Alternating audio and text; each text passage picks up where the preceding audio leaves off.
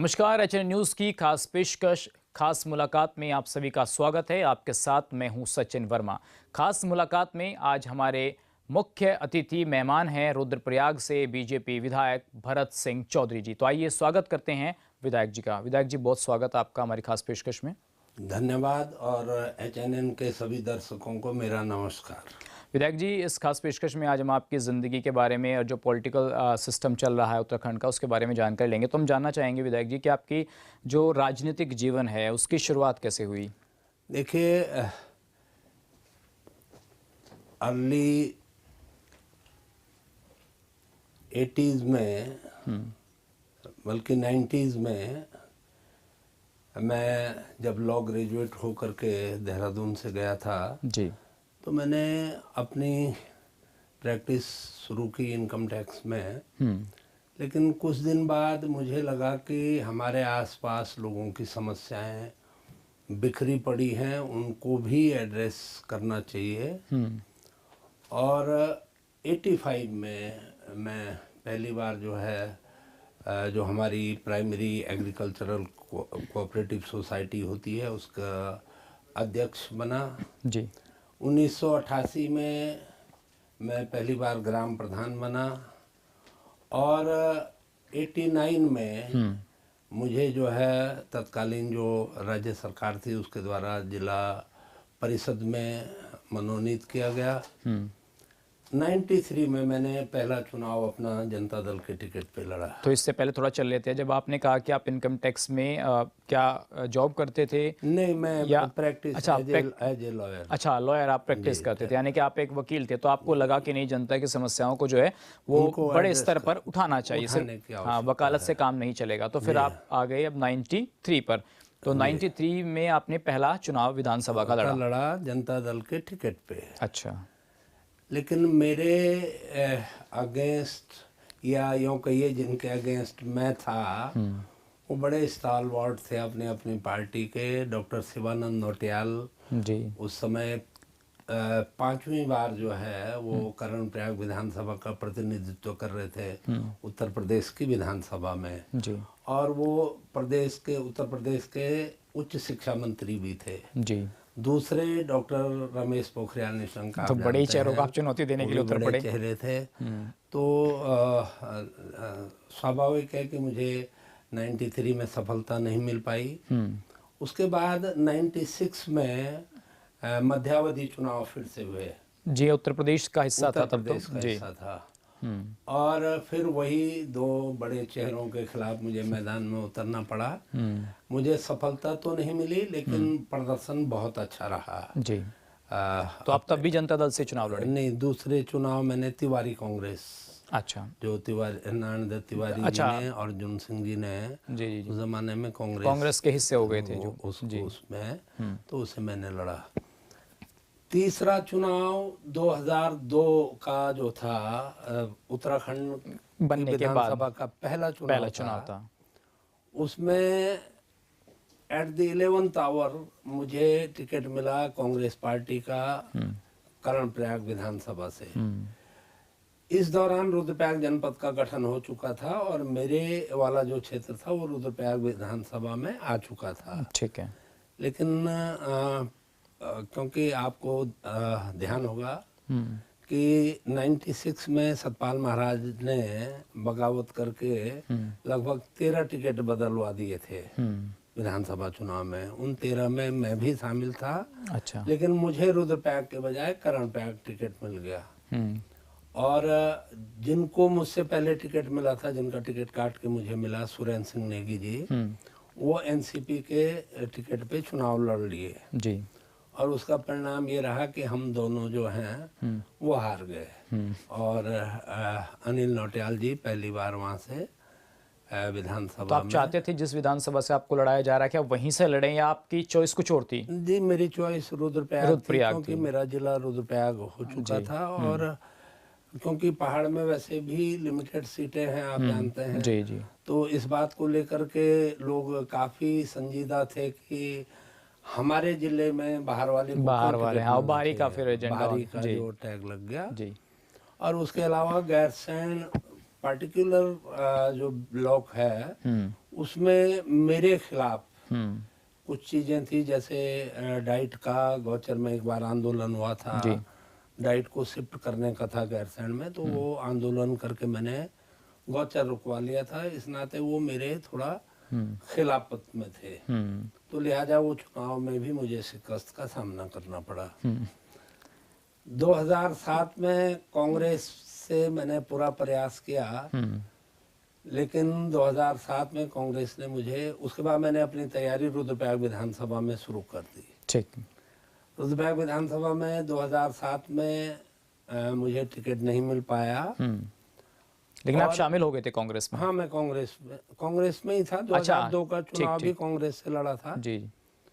तो जब टिकट मुझे पूरी तरह से आश्वस्त किया गया था कि टिकट आपको मिलेगा, क्योंकि वहाँ पे मातवर सिंह कंडारी जी अगेन बड़ा नाम था भाजपा का, तो उनके अगेंस्ट, जो 2 बार एमएलए रह चुके थे, नहीं 1 बार तो रह चुके थे, 2002 में पहली बार एमएलए बने थे ना, 2002 में। नहीं, वो 1991 नहीं, में। मैं तो राज्य गठन की बात कर रहा हूँ।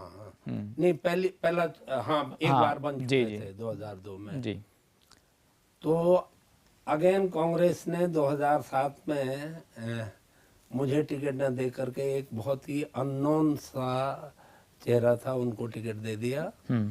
तो मुझे लगा कि क्योंकि रुद्रप्रयाग में मैं कभी चुनाव लड़ा नहीं था विधानसभा में, तो इंट्रोडक्टरी ही सही चुनाव लड़ लेना चाहिए। और क्योंकि लोग काफ़ी बड़ी तादाद में मेरे साथ थे। 2007 में मैंने चुनाव लड़ा जी। और जैसा कि आप जानते हैं कि पहाड़ों में निर्दलीयों को बहुत तवज्जो देते नहीं हैं, तो राष्ट्रवादी कांग्रेस पार्टी के टिकट पे मैंने चुनाव लड़ा। ठीक है, शरद पवार जी वाला। और वो उस समय उत्तराखंड में जितने भी लोग लड़े थे एनसीपी के टिकट पे, उनमें सबसे अच्छा प्रदर्शन मेरा रहा। अच्छा। लेकिन फिर भी सफलता नहीं मिल पाई। 2012 में तो पूरी तरह से 5 साल मुझे तैयारी करवाई गई कांग्रेस में कि आपको लड़ना है, क्योंकि कंडारी जी बड़ा नाम है, इनको एक अनुभवी नेता हमको चाहिए। तो मैं लगातार क्षेत्र भ्रमण पे रहा, जनता की समस्याओं को उठाता रहा, लेकिन ऐन वक्त पे मुझसे कहा गया कि आपको हरक सिंह जी का समर्थन करना है और वो रुद्रप्रयाग से लड़ेंगे। तो कम से कम हरक सिंह जी के समर्थन के लिए मैं कतई तैयार नहीं था। अच्छा। क्योंकि मैं व्यक्तिगत रूप से मानता हूँ कि बेशक उन्होंने बहुत सारी चुनावी सफलताएं हासिल की हों, लेकिन वो उनको मैं अपना आदर्श कभी नहीं मान सकता। एक पॉलिटिकल आइडियोलॉजी नहीं है मैंने बिल्कुल नहीं, उनकी तो कोई आइडियोलॉजी है ही नहीं, वो आप भी जानते हैं जी। तो उनका समर्थन करना मुझे पूरी तरह से नागवार गुजरा और मैंने फिर से चुनाव लड़ने का मन बनाया। ठीक बात। 2012, और क्योंकि उन्होंने मुझे चुनौती दी थी कि तुम अपने को बहुत बड़ी गलतफहमी में हो और अगर तुम निर्दलीय लड़ोगे तो 3000 वोट नहीं पा सकोगे, और अगर 3000 से ऊपर तुम वोट ले आए तो मैं अपना नाम बदल दूंगा। इस तरह की उन्होंने चुनौती दी। तो फिर मैंने चुनाव लड़ा और लगभग नहीं 8000 वोट लेकर, तो 300 तो ऊपर आपकी रेंज चली गई। 3 से भी दुगने कही था जी। 8000 वोट लेकर के मैं तीसरे नंबर पे रहा। लेकिन जीत तो गए हरक सिंह रावत। जीत तो हरक सिंह रावत गए। 2013 में क्योंकि अब कांग्रेस से मेरा पूरी तरह से मोह भंग हो चुका था। वो जीत गए, उसके बाद आपको लगा कि नहीं अब हरक सिंह रावत के साथ तो बिल्कुल भी नहीं रहना है? नहीं रहना है, ये आपने मन बना लिया? मन बना लिया। जब 2007 में अगर कांग्रेस आपको लड़ा देती तो हो सकता था कि आप चुनाव जीत जाते हो। बिल्कुल। लेकिन आपने कहा कि किसी और को चुनाव लड़ा दिया 2007 में। 2007 तो फिर 12 में अब आपने कांग्रेस से हरीश रावत जी से या पार्टी आलाकमान से नहीं कहा कि हरक सिंह रावत को आप क्यों चुनाव लड़ा रहे हैं, जब 2 चुनाव में पहले लड़ चुका हूँ आपके साथ रह के? देखिए, उनका हरक सिंह जी के दावे बहुत बड़े बड़े होते हैं, तो वो कई टिकट मांग रहे थे। अकेले अपने नहीं, अपनी टीम के लिए मांग रहे थे। जो खास तौर पे जो उनकी टीम की महिलाएं हैं, अच्छा, उनके लिए वो बहुत एडमेंट थे। तो शायद पार्टी इस संगठन ने भी खिन्न होकर के उनको रुद्रप्रयाग भेज दिया था। ये मैं स्वीकार करता हूँ कि पार्टी संगठन को भी शायद इस बात का अंदेशा नहीं था कि वो ये रुद्रप्रयाग में चुनाव जीत जाएगा, हराने के लिए भेजा था वहाँ पर ऑलमोस्ट। हाँ, तो बाहरी होने के नाते फिर भी वो जीत गए। वो बाहरी थे रुद्रप्रयाग में, जीत गए, बिल्कुल जीत गए। मंत्री बने, फिर हरीश रावत मंत्री बने, तो मैंने कांग्रेस छोड़ दी। तब तो आपके मन पे और भी ज्यादा वो लगा होगा आघात कि देखिए चुनाव भी जीत गए, मुझे चैलेंज भी किया, मंत्री बन गए। तो उसके बाद मैं 2013 में, क्योंकि जनरल खंडूड़ी जी की जो इमेज थी एक साफ सुथरी राजनीतिक, मतलब आज तक मैंने जितने राजनेता देखे उनमें उनकी इमेज सबसे साफ सुथरी थी और बहुत स्ट्रेट फॉरवर्ड वो थे। तो ये सोच करके मैंने कि क्योंकि मैं कई बार चुनाव लड़ चुका हूँ जी, 5 बार मैं हार चुका हूँ विधानसभा के चुनाव, तो शायद अब मेरा विधायक बनना संभव नहीं हो पाएगा। और क्योंकि मैं पॉलिटिकल आदमी हूँ तो हर पार्टी हर चुनाव में मुझको अप्रोच करेगी, चाहे वो यूकेडी हो, कांग्रेस हो, बीजेपी हो। बिल्कुल। तो इसलिए किसी एक के साथ खड़ा रहना मेरे लिए ज़्यादा बेहतर होगा। हाँ, बड़ा फैसला लेना था और उस एक में भी क्योंकि जनरल खंडूड़ी थे तो मैं भाजपा में शामिल हो गया बिना किसी शर्त। तो खंडूड़ी जी के सहयोग से आप बीजेपी में शामिल हुए? बीजेपी में शामिल हो गया बिना किसी शर्त के। ठीक बात। जिस दिन मैं शामिल हुआ मैंने कहा कि मैं बिना शर्त भाजपा में शामिल हुआ हूँ। जब वो शामिल कराते तो यही बात भी तो बीजेपी वाले बोलते हैं कि बिना शर्त आइए, पार्टी की सेवा कीजिए, फिर देखेंगे आगे। बिल्कुल बिल्कुल। लेकिन मैं अंदर से भी, मन से भी मेरा ये था कि शायद अब जब मैं कांग्रेस से नहीं बन पाया तो बीजेपी क्यों करके मुझे टिकट देगी। बिल्कुल। लेकिन 2013 में आपको ध्यान होगा एक मामला बहुत जोरों से चला कि दोहरे लाभ के पद पे होने की वजह से हरक सिंह जी इधर मंत्री भी थे, उधर तराई बीज निगम के वो अध्यक्ष भी थे। अच्छा। तो दोहरे लाभ का पद होने की वजह से ये अज्यूम किया गया कि उनकी सदस्यता समाप्त हो जाएगी। तो जो हमारे पुराने प्रतिद्वंदी थे भाजपा में निशंक जी, उन्होंने मुझे बुलाया, उन्होंने कहा कि देखो हमने आपका संघर्ष देखा है और मैं चाहता हूं कि आप विधायक बने और आप तैयारी करें। मतलब ये तो आपको बीजेपी से इंडिकेशन मिला कि हरक सिंह जी की सदस्यता जाने वाली है, आपको यहाँ पे तैयारी करनी है। क्योंकि तब तक मातवर सिंह कन्नारी जी कांग्रेस में जा चुके थे। अच्छा, जो तो पहले बीजेपी से विधायक रह चुके थे, 2 बार सिटिंग विधायक थे। तो फिर एक नई ऊर्जा, नई स्फूर्ति मेरे अंदर आई कि यार अभी लोगों ने मुझे पूरी तरह से खारिज नहीं किया है, चाहे वो पॉलिटिकल पार्टी। चलिए सर, ये जो आप बात बताने वाले हैं ना, ये बहुत महत्वपूर्ण बात हमारे दर्शकों के लिए है। तो मैं एक छोटा सा ब्रेक यहाँ ले रहा हूँ और ब्रेक के बाद जब हम लौटेंगे तो भरत सिंह जी से जानेंगे कि कैसे बीजेपी से टिकट मिला, कैसे वो चुनाव जीते और 5 बार का चुनाव हारने के बाद जो जीत उनको मिली उसके क्या मायने रहे। छोटा सा ब्रेक, तुरंत लौटेंगे।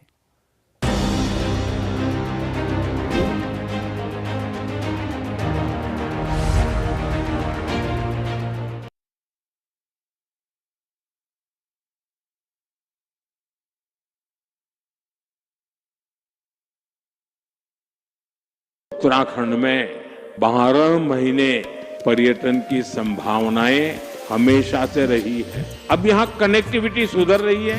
उत्तराखंड विंटर टूरिज्म को नया आयाम दे रहा है। गर्मियों में 4 धाम यात्रा और मनोहारी पर्यटन स्थलों के लिए सुविख्यात उत्तराखंड राज्य अब शीतकाल में भी तीर्थ यात्रियों और पर्यटकों के लिए प्रमुख आकर्षण का केंद्र बन रहा है। सर्दियों में धामों के कपाट बंद हो जाते हैं, लेकिन इस दौरान भी 4 धामों की पूजा अर्चना उनकी शीतकालीन प्रवासों में अनवरत की जाती है, जहां बड़ी संख्या में तीर्थ यात्री दर्शन के लिए आते हैं। ऊखी मठ के ओंकारेश्वर मंदिर में बाबा केदारनाथ, ज्योतिर्मठ के नरसिंह मंदिर में बद्री विशाल जी, खरसाली के खुशी मठ मंदिर में मां यमुना और मुकबा मंदिर में मां गंगा का शीतकालीन प्रवास होता है। इसके साथ ही कार्तिक स्वामी, नैना देवी मंदिर, कैची धाम, महासु देवता, जागेश्वर धाम, कसाल देवी, पंच केदार, ओम पर्वत, पूर्णागिरी मंदिर, और कई अनेक आस्था स्थल शीतकाल सहित पूरे वर्ष दिव्यता का अनुभव कराते हैं। प्रधानमंत्री श्री नरेंद्र मोदी के मार्गदर्शन और मुख्यमंत्री श्री पुष्कर सिंह धामी के नेतृत्व में राज्य सरकार ने शीतकालीन यात्रा को सुरक्षित, सुगम और सुव्यवस्थित बनाने के लिए व्यापक तैयारियां सुनिश्चित की है। प्रदेश शीतकालीन धार्मिक व आध्यात्मिक पर्यटन के साथ साथ प्रकृति प्रेमियों, साहसिक यात्रियों और पर्यटकों के लिए भी एक नया आकर्षण बनकर उभर रहा है, जहां बर्फ से ढके पहाड़, खूबसूरत होम स्टेज और हिमालय की सुनहरी धूप हर किसी को अविस्मरणीय अनुभव प्रदान करती है। तो आइए इन सर्दियों में देवभूमि की शीतकालीन यात्रा का हिस्सा बने। उत्तराखंड की पवित्र धरा आपका स्वागत करती है। मुल्तानी घोका कॉफ सिरप, इसके तुलसी जैसे गुणकारी तत्व तुरंत असर दिखाएं और खांसी को कहें गुड बाय। मुल्तानी घोका कॉफ सिरप। रूप मंत्रा आयुर्वेदिक फेस वॉश, इसमें है क्यूकम्बर के प्योर एक्सट्रैक्ट्स जो नेचुरली चेहरे को मॉइस्चराइज रखे। ये कोई कॉस्मेटिक नहीं, आयुर्वेदिक औषधि है। क्या आप जिम जाते हैं, कसरत करते हैं, फिर भी आपकी सेहत नहीं बनती? काजू बादाम किशमिश मेवे प्रोटीन के डिब्बे खाते हैं फिर भी कुछ असर नहीं होता? तो इसका मतलब है आपका पाचन तंत्र खराब है। और जब तक के पाचन तंत्र दुरुस्त नहीं होगा, आप जितना मर्जी अच्छे से अच्छा खा लो, आपकी सेहत नहीं बन सकती। इसलिए हमारी संस्था सन्यासी आयुर्वेदा ने एक ऐसी दवा का निर्माण किया है जो कि आपके लिवर, आपके पाचन तंत्र को दुरुस्त करने का काम करती है, ताकि आप जो भी खाएं उसका पूरे का पूरा निचोड़ आपके शरीर को लगे, आपकी भूख बढ़े, खाया पिया सही से लगे, नया खून बने, हड्डियों में जान आए, वजन बढ़े और आप मोटे तगड़े खूबसूरत पर्सनैलिटी के मालिक बन जाएं। सिर्फ 655 रुपए की पूरे 1 महीने की दवा होती है और आप इसे घर बैठे 011-45454545 पर फोन करके दवा मंगवा सकते हैं।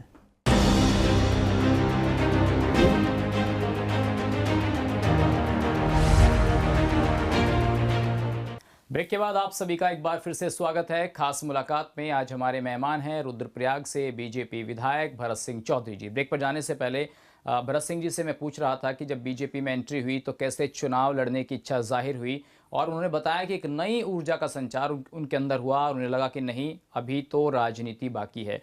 तो भरत सिंह जी, क्या ये मान लिया जाए कि जब आपको ये संदेश मिल गया बीजेपी से कि नहीं, आप तैयारी कीजिए और हरक सिंह जी की सदस्यता जा सकती है, तो उस वक्त लगा कि नहीं, जिंदगी में कई बार हार के बाद भी जीत होती है। और हालात इस तरह के बने क्योंकि विजय बहुगुणा जी तब मुख्यमंत्री थे जी, कानून के ज्ञाता थे। उन्होंने एक रेट्रोस्पेक्टिव बिल ला करके तराई बीज निगम के अध्यक्ष पद को लाभ के पद से बाहर कर दिया और हरक सिंह जी की सदस्यता बच गई। हालांकि बाद में 2016 में वो लोग छोड़ करके चले गए। इसको एक तो 16 में हरक सिंह जी फिर कांग्रेस छोड़ गए, बीजेपी में चले गए। तब तक तो सरकार नहीं बनी थी, 17 में सरकार बनी थी। 17 में तो फिर वो कहाँ से चुनाव लड़े? 17 में वो लैंसडाउन से चुनाव। अच्छा, लैंसडाउन से लड़े। तो 17 में फिर आपका समय कैसे आया दोबारा? देखिए, ऐसा हुआ कि जब मुझे लगा कि ये मेरे लिए एक गोल्डन अपॉर्चुनिटी हो सकती है, क्योंकि मातवर सिंह कन्नारी जी चले गए, वो कांग्रेस में चले गए, और रुद्रप्रयाग में भाजपा के जितने भी कार्यकर्ता थे उन्होंने मेरे वर्षों का संघर्ष देखा था, तो उनको लगा कि हमको एक नेता मिल गया। उन्होंने मुझे स्वीकार कर लिया, वरना आप जानते हैं कि इतनी आसानी से किसी पार्टी में आपको स्वीकार्यता मिलती नहीं है, और खास तौर पे जब आप उनके खिलाफ जब आप दूसरी पार्टी से आए हो। लेकिन मेरा सौभाग्य था, पार्टी के कार्यकर्ताओं ने मुझे स्वीकार किया और 2017 में मुझे क्योंकि 2014 में फिर से मातवर सिंह कन्नारी जी लौट चुके थे कांग्रेस बीजेपी में। अच्छा, मतलब वो 2012 के इलेक्शन में चले गए थे कांग्रेस में? 12 के इलेक्शन के बाद वो कांग्रेस, जब कांग्रेस की सरकार आई तो कांग्रेस में चले गए। फिर लोकसभा के इलेक्शन आया 14 में, मोदी जी जब आ गए तो वो वापस बीजेपी में वापस आ गए। ठीक है। और वो पूरी तरह से आश्वस्त थे कि 2017 जितना बड़ा में। उनका कद है, जिस तरह से 5 बार के वो विधायक रहे, 3 बार मंत्री रहे, नेता प्रतिपक्ष रहे, तो वो पूरी तरह से आश्वस्त थे कि उनको टिकट मिलेगा जरूर 2017 में। जी। लेकिन भारतीय जनता पार्टी आप जानते हैं कि हर कदम फूंक फूंक के हाँ, रखती बिल्कुल। है। पूरे सर्वे हुए, बिल्कुल। विनेबिलिटी देखी गई, तो शायद पार्टी को ये फीडबैक मिला कि मेरी विनेबिलिटी जो है बियॉन्ड डाउट्स जिसको कहते हैं, जी। संदेह से परे है। जी। और उन्होंने मेरा पार्टी में कोई बहुत बड़ी जान पहचान नहीं थी। जो पार्टी के इधर प्रभारी थे उनको मैं कभी मिला नहीं था, लेकिन उसके बावजूद मुझे टिकट मिला और 2017 में प्रचंड बहुमत से 15,000 से भी बड़े मार्जिन से मैं जीत करके अच्छा, 17 में आप बीजेपी के टिकट से चुनाव जीत गए चुनाव जीत गया और सरकार भी बन गई। और सरकार भी बन गई।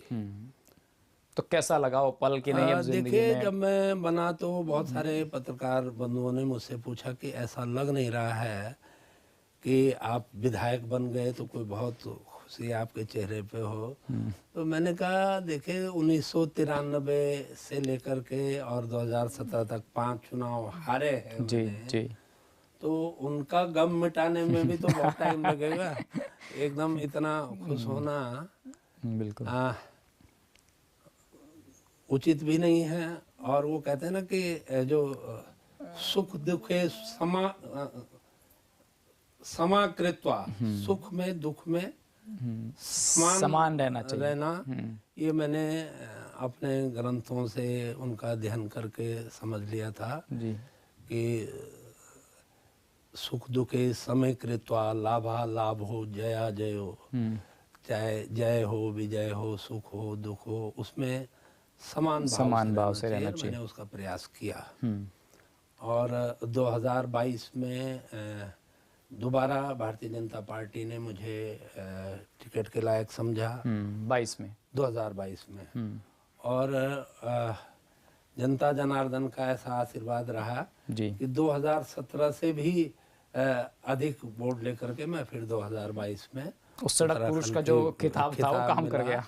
और उसके अलावा एजुकेशन में भी मैंने बहुत काम किया। मेरे ख्याल से उत्तराखंड की पहली विधानसभा थी रुद्रप्रयाग, जिसके सारे हाई स्कूल और इंटर कॉलेजेस में मैंने ऑफलाइन ये जो होती है उसके माध्यम से वीडियो कॉन्फ्रेंसिंग के या online e learning, e learning online classes होती हैं, ऑफलाइन ई लर्निंग। जी जी, उसके लिए आपने बहुत काम किया। पूरा मतलब सैचुरेट कर दिया। एक भी विद्यालय मैंने छोड़ा नहीं। उसके बहुत सकारात्मक परिणाम आए जी। और पहली बार लोगों ने कहा कि टीचर्स की जो कम्युनिटी होती है, जो अमूमन भाजपा के खिलाफ मानी जाती है, वो भी उन लोगों का भी बड़ा समर्थन मुझे हासिल हुआ। और 2022 में मैं 2017 से ज़्यादा वोट लेकर के फिर से विधानसभा में आया। आप तो इतनी बात बता रहे हैं, लेकिन कांग्रेस के नेता तो ये कहते हैं कि बीजेपी सिर्फ पर्वतीय क्षेत्रों में विकास के दावे करते हैं जो सिर्फ खोखले साबित होते हैं। देखिए, कांग्रेस की सबसे बड़ी कमजोरी यही है कि वो वास्तविकता से कोसों दूर जा चुकी है। आप चाहे राष्ट्रीय स्तर पे देखें, जिन मुद्दों की कोई स्वीकार्यता नहीं है समाज में, उन मुद्दों को लेकर के वो बात करते हैं। कभी कहते हैं ईवीएम हैक हो गई, कभी कहते हैं वोट चोरी हो गई, वो। और ये कोई भी उनका मुद्दा जनता तक, जो जनता अपने आंखों के सामने इतना विकास होते हुए देख रही है, उसको अगर आप ये यकीन दिलाना चाहोगे कि विकास नहीं हो रहा है, तो वो कभी आपको स्वीकार नहीं कर पाएगी। देखिए, पुष्कर सिंह धामी जी के इस 4 साल के कार्यकाल में 27,000 से ऊपर नियुक्तियां हो चुकी हैं। मेरे ख्याल से 2002 से 2021 तक कुल मिलाकर के जितनी नियुक्तियां इस प्रदेश में हुई होंगी, उससे भी ज्यादा नियुक्तियां जो है पिछले 4 साल में हो चुकी हैं। और आगे इस आने वाले साल में भी बड़े पैमाने पे उनकी संभावना है। क्या वो विकास नहीं है?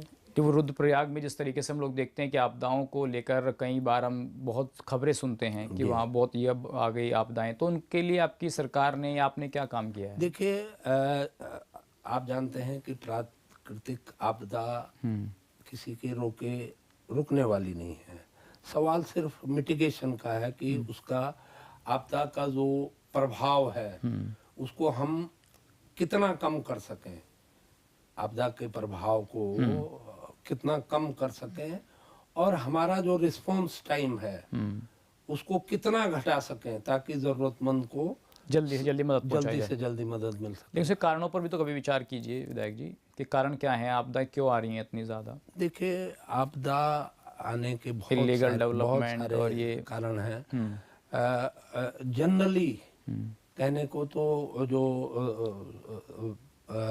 पर्यावरणविद है वो कह देते हैं कि साहब वो अनप्लान्ड डेवलपमेंट हो रहा है, वो हो रहा है, लेकिन मौके पे जब आप देखेंगे तो आप पाओगे कि आपदा सिर्फ उन्हीं क्षेत्रों में आती हैं जो इसके लिए प्रोन है। हमारी जो टोपोग्राफी है, क्योंकि कहीं छोटी पहाड़ियाँ कहीं बड़ी पहाड़ियाँ हैं, तो हमारी जो टोपोग्राफी है वो इस तरह कई एरिया जो हैं वो क्लाउड बर्स्ट के प्रोन हो चुके हैं। बादल इस तरह से फट गया और इस तरीके टकरा करके वहाँ एक्यूमुलेट हो जाते हैं, और अक्सर आपने देखा होगा कि जहाँ भी आपदा होती है तो आपके संज्ञान में आता है कि कुछ वर्ष पहले भी ऐसा हुआ कुछ, था। हाँ बिल्कुल तो सही। इसका सीधा सा मतलब है कि उसकी जो टोपोग्राफी है वो इस तरह की है कि वो प्रोन है उसके लिए।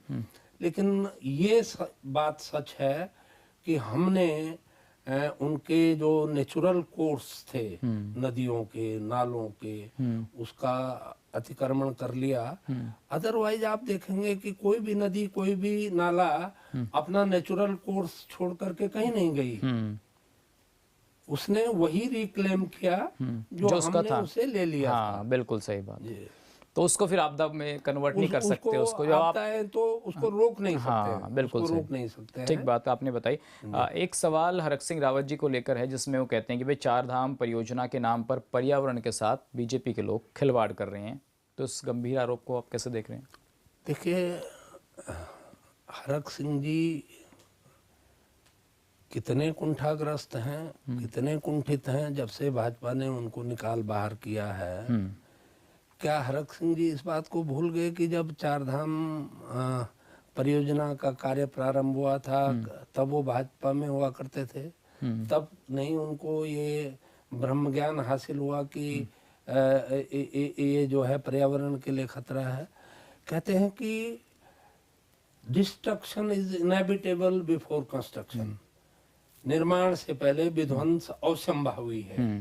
तो अगर सड़कें बनेंगी, एक तरफ हम चाहते हैं कि देश दुनिया से लाखों पर्यटक हमारे पास आए जी। अगर एक्सेसिबिलिटी नहीं होगी तो कैसे पर्यटक हमारे पास आएगा? हमारे पास आय के और साधन क्या हैं? बिल्कुल सही बात। और देखिए सड़कें चौड़ी नहीं होंगी तो फिर पर्यटकों का आना कैसे संभव होगा? सुरक्षा भी बहुत ज़रूरी है। सर मेरा लास्ट क्वेश्चन आपसे ये है कि आप 17 में एमएलए बने और आपने कहा कि सड़कों का इतना विकास कराया, तो अब 2022 से 27 का कार्यकाल भी आपके पास है, कौन से वो बड़े मुद्दे रह गए हैं जिन्हें आप टच नहीं कर पाए और 27 में आप जनता से वायदा कर रहे हैं कि एक बार मुझे मौका मिलेगा तो मैं ये काम आपके लिए करके दिखाऊंगा? देखिए, ऐसा था 2012 में जब हरक सिंह जी मंत्री बने थे तो उन्होंने एक सैनिक स्कूल का वायदा किया था रुद्रप्रयाग की जनता से। और क्योंकि सच्चाई ये है कि उनको इस बात का इल्म नहीं था कि सैनिक स्कूल होता क्या है, क्योंकि वो सैनिक कल्याण मंत्री थे तो उन्होंने सोचा कि सैनिक कल्याण मंत्री ही सैनिक स्कूल बनाता, जबकि सैनिक स्कूल पूरी तरह से केंद्र सरकार का विषय था। बिल्कुल। रक्षा मंत्रालय की एक सोसाइटी है, सैनिक स्कूल सोसाइटी, उसमें काम होता है। इन बिटवीन सरकार की पॉलिसी बदल गई और सरकार ने सैनिक स्कूलों को पीपीपी मोड में चलाने का निर्णय लिया। ठीक बात है। तो रुद्रप्रयाग में इतना बड़ा ऑर्गेनाइजेशन किसी प्राइवेट पार्टी का होने का प्रश्न ही नहीं पैदा होता है।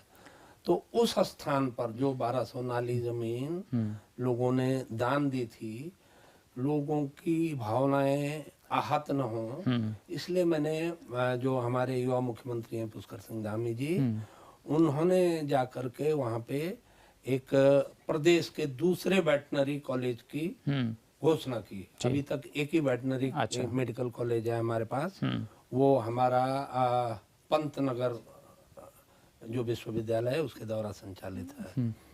तो उसका कार्य क्योंकि अभी प्रारंभ नहीं हुआ, बाकी मैंने अपने क्षेत्र में नर्सिंग कॉलेज का निर्माण कर लिया है, वो लगभग कंप्लीशन पे है। और स्कूल है, मेडिकल कॉलेज है, नवोदय विद्यालय है, नवोदय विद्यालय का काम लगभग कंप्लीशन पे है। और कुछ हमारे मोटर पुल थे, वो बहुत जल्दी अस्तित्व में आने वाले हैं जी। तो मेरी ये कोशिश रहेगी कि अगले कार्यकाल में अगर जनता मुझे 2027 से आगे का कार्यकाल देती है, तो मैं अपना पूरा अनुभव शिक्षा के क्षेत्र में इन्वेस्ट करना चाहूंगा, क्योंकि मेरी ये दृढ़ मान्यता रही है कि किसी भी समाज को, किसी भी राष्ट्र को बिल्कुल अगर आगे बढ़ना है तो शिक्षा ही उसका मूल आधार हो। बिल्कुल सही बात कह रहे हैं। दूसरी चीजों में हम थोड़ी सी कंप्रोमाइज कर सकते हैं, बिल्कुल सही बात है, लेकिन बिना शिक्षा के हम कुछ भी हासिल नहीं कर सकते हैं। तो उच्च शिक्षा, तकनीकी शिक्षा मेरा अगला ड्रीम रहेगा 2027-25 के लिए। ठीक है विधायक जी, आपने अपना समय दिया और तमाम विषयों पर बड़ी बेबाकी से आपने बात रखी, इसके लिए आपका धन्यवाद। आप यहाँ पर शामिल हुए, इसलिए आपका एक बार फिर से मैं शुक्रिया करना चाहूँगा। आपका बहुत बहुत धन्यवाद। आपके चैनल के, आपके सभी दर्शकों को मैं अगेन मेरा प्रणाम। तो ये थे बीजेपी के रुद्रप्रयाग से विधायक भरत सिंह चौधरी जी, जिन्होंने बड़ी बेबाकी से उत्तराखंड की राजनीति और अपनी विधानसभा के मुद्दों को हमारे सामने रखा। जनता इन पर अब क्या फैसला लेगी 2027 के चुनाव में, वो देखना होगा। आज के लिए बस इतना ही, फिर होगी किसी और नए शख्सियत से मुलाकात। तब तक के लिए नमस्कार।